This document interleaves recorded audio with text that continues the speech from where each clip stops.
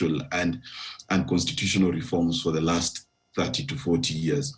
Now, in that time, he has a bit of experience, and that experience is this, that either you are on the outside of government agitating for change, or you're cooperating with government and actually causing those changes to happen. Why do I say so? He has experience with KANU when it refused to oblige him and he walked out, formed the Rainbow Coalition. He has experience as a deputy, as a prime minister. And as prime minister, he was able to deliver on the Constitution 2010, something he fought for since 1992. So he understands that cooperation is better than militancy, that opposition is not necessarily about fighting everything that the government is doing. It's also about finding places of consensus and coherence where you can agree together. And this is the same thing you see in the United States, you see it in Germany, you see in every developed and mature economy where the people involved are able to differentiate between personal grudges and what is good for the country. Beyond that, look at what the BBI has obliged him. He wanted to see changes in the IEBC. We saw in BBI 1 that is there. He wanted to see that counties get more funds, in fact, up to 35%.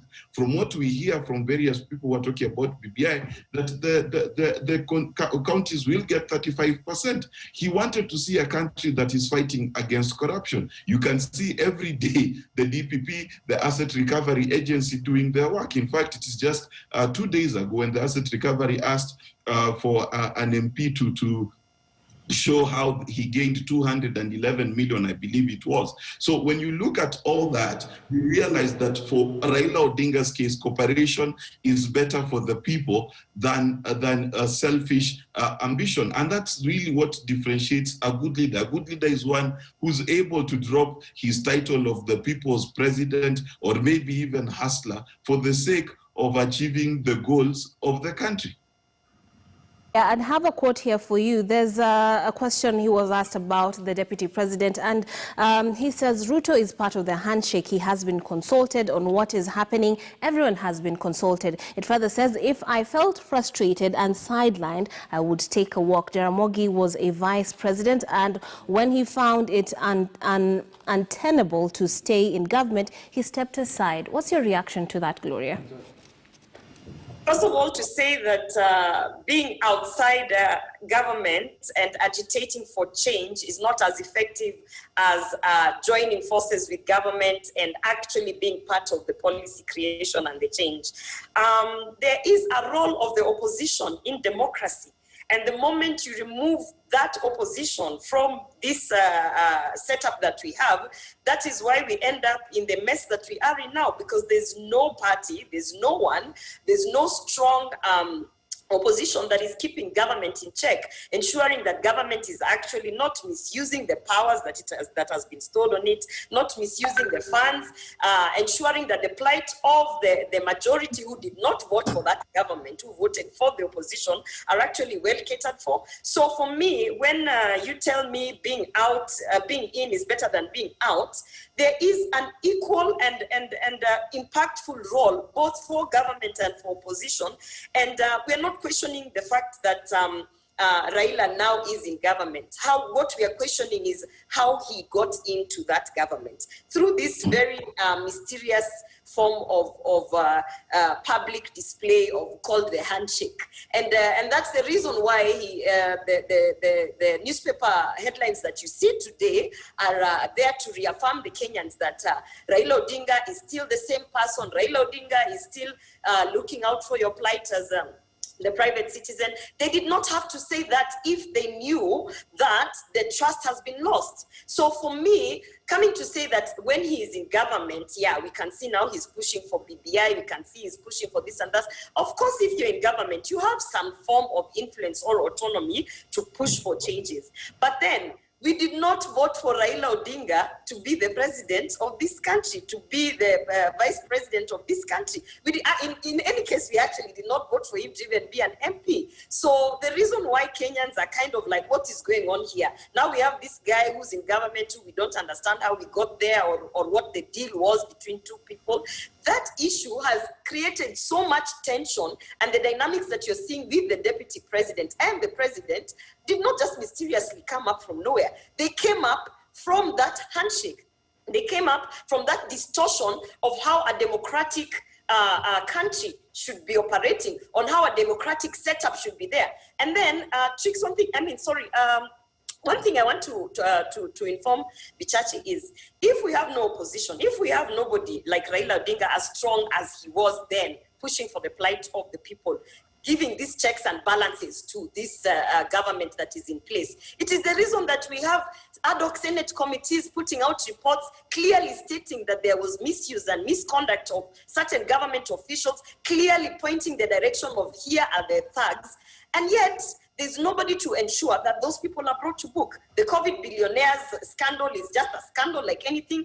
We don't have opposition to push for the plight of us, private citizens. And above and beyond that, now Raila Odinga wants to come and say, and now I'm bringing BBI. Who told him we want BBI? Okay.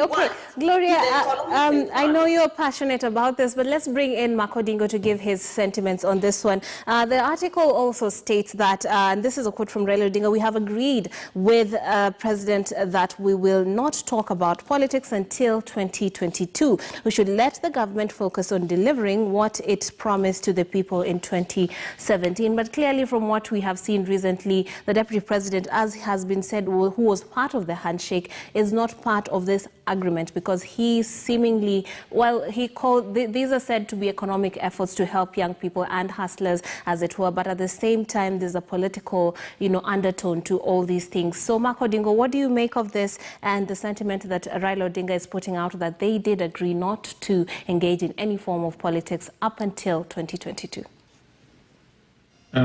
Thanks, Trix. First, I think it's quite amazing that 10 years after we got a new constitution, Kenyans still don't quite understand our system of government. Before 2010, we had the Westminster form of government, where you had an actual government, which was the front benches, the cabinet and everyone else. Then you had what they called Her Majesty's loyal opposition, whose job literally, it was to oppose everything that the administration in place was bringing up as they wait for their turn to form government. That changed in 2010 when we set up a presidential system. We do not have an opposition. We have three arms of government that play different roles in this system of government, including accountability. Parliament as it is, the whole of Parliament as it is, would be what you call the opposition, if you still wanted to insist on that term. But as it is now, we have the majority and the minority. Before 2010, the government will make a budget. The CS for Treasury, then Minister for Finance, will make a budget, lobby his own MPs to support it if he had the numbers presented in Parliament, and that will be it. In this system, Parliament makes the budget. Literally, from the time the budget cycle begins on 1st of July, to the time the budget policy statement is released and published at the end of March. So, of course, the whole of Parliament is supposed to actually perform the role of checking and accountability to government, which is why once in a while, whenever the members of Parliament, especially the Senate, have gotten guts, they have, put government ministers and cabinet secretaries and their programs in check and even refused and rejected some. Now, as it is, a presidential system does not necessarily have a role for the person who loses, the number 2, number 3, and everybody else. And that has been part of our problem over the last couple of years. The winner-takes-all system is such that you find someone with such a significant support. And our politics is based largely on ethnicity. So you have someone who's literally, after 2017, the country was divided. There were the 44% that supported Raila Odinga. There was the 54% that supported President Kenyatta. But literally, there are places you couldn't go 27 constituencies threatened to secede. I mean, it was a messy time. And this notion that the deputy president was not part of the handshake makes absolutely no sense. The handshake was between the leader of ODM and the party leader of Jubilee. One would assume, and even as a deputy president, as a principal assistant, one would assume that a decision made by his boss to cooperate is a decision that involves and binds him. And it is the misunderstanding of his role, because I think he was used for the first 5 years. He was used to this co-presidency that gave him some responsibility, that he was largely in charge of quite a bit of work. But when the president decided to now focus on development and not re-election, I mean, he has nothing else to lose. He began to oppose immediately after the last election, and the handshake didn't go very well with him. I don't understand it, because the handshake was essential for peace and stability of the country to allow us to develop. Now, we can't be a nation that campaigns from the day the elections end to the next election. I mean, you are elected to do something. It's you exhausting even for the electorate. Campaign, but you don't expect that people at the core of government will spend 5 years campaigning for the next office. Otherwise, why are we paying them? Shift gears slightly. Still on that, we were told on the front page of the Daily Nation this morning that storm in cabinet, Ruto told to quit. And then we're having here another headline on the front page of the Standard that says Ruto feels the wrath of state. Now, President chairs cabinet meeting as team led by Matiang'i formed to monitor and enforce stringent security measures to curb political violence and hate speech. Ruto forced to cancel rally in Nyamira County after police dispersed a gathering that was waiting for him. Now, far from that, we have the pictures tell it all. Heavy security, tear gas lobbed at these supporters and people who are expecting to see the deputy president. And of course, some of them weren't too happy with that direction. But of course, in lieu of what happened in Murang'a, this might be deemed as, necessary. So what do you make of this, Mark Michachi, and of course that tweet by the deputy president? One of the things that this country must learn is that A, a tiger does not change its stripes, and B, we need to learn from history. Which history am I talking about? I want us to look at 1992 and the role of YK92 in inflaming tribal conflicts. I want us to look at 1997 and the way places like Molo were literally on fire because of politics. I want us to remember 2007, where we almost ended this country and descended into the abyss, as PLO Lumumba put it. Now, what is the one thing that was consistent throughout that period? It is simple. It is the fact that we allowed politicians to continue creating divisions among us in the name of politics, in the name of exercising their democratic right to gather. Now, the truth of the matter is this. Over the last few months, we have seen inflammatory content after inflammatory content from our political leaders. We have seen a deputy president who, by the way, I don't know why people are complaining that there is no classic opposition. He is acting as though he is not a member of this government. He is subverting every move of government. He's the chief critic of every move of government. He pretends as though he has no capacity at all other than on the side of the road when he's doing campaigns. And therefore, the only option that this government has left is not to repeat the mistake of Mwai Kibaki in 2007. When Kibaki was told about the possibility of violence, when people were going around saying 42 versus 1, okay, we sat down and thought it would all be okay. Today, we are using the same language, except we've learned a bit of English. So we are saying hustler versus dynasty. Now, just like in 2007, those who were saying 42 versus 1, which one of them even threw a stone at Kibaki? Not one. However, they banned their neighbor, banned churches, and went after the people they assumed had gained by Kibaki's presidency.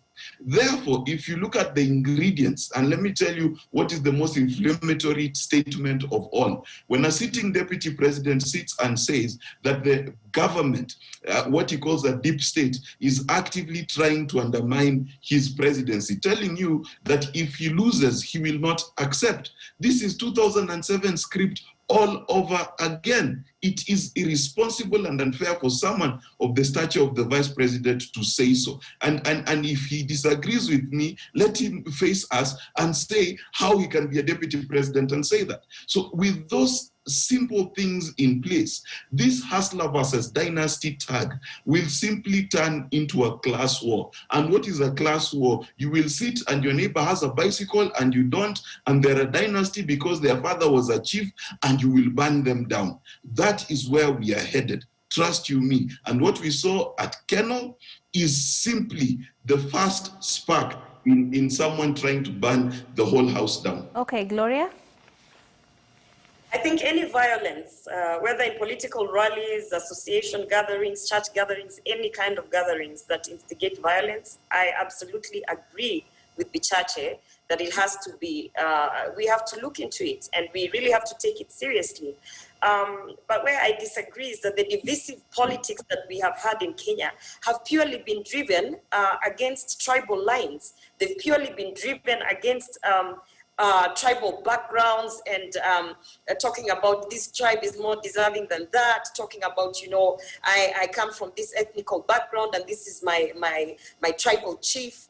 And so for me, how I choose to see this movement that has recently come about, called the Hustler Nation, is that it's a spirit of becoming alive to the fact that we have bigger problems than wanting to know that you're Kisi and Luya and who. And our problems can be solved by economic empowerment. Our problems can be solved by social enterprises that will push the youth to literally be able to earn a living and have a sustainable career. So for me, the Hustler Nation has got nothing to do with divisive politics. For me, the Hustler Nation is simply the same way we came and said that it is time to have affirmative action on gender. It is time to put in really affirmative actions on how to push that we have more women getting into that political space. You did not call that a divisive kind of ideology in terms of the political field. What we called it is affirmative action, and we called it a positive notion of understanding that we have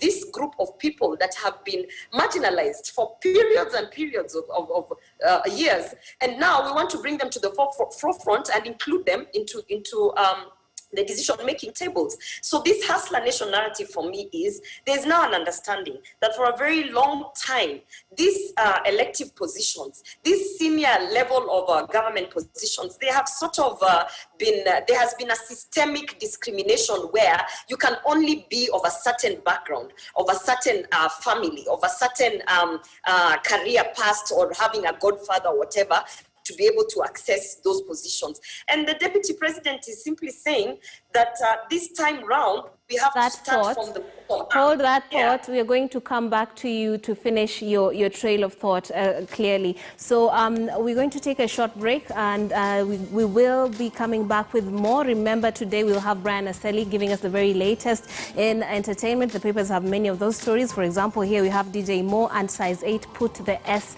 in scandal. But of course, Michael Gitonga shall be taking us through the biggest events of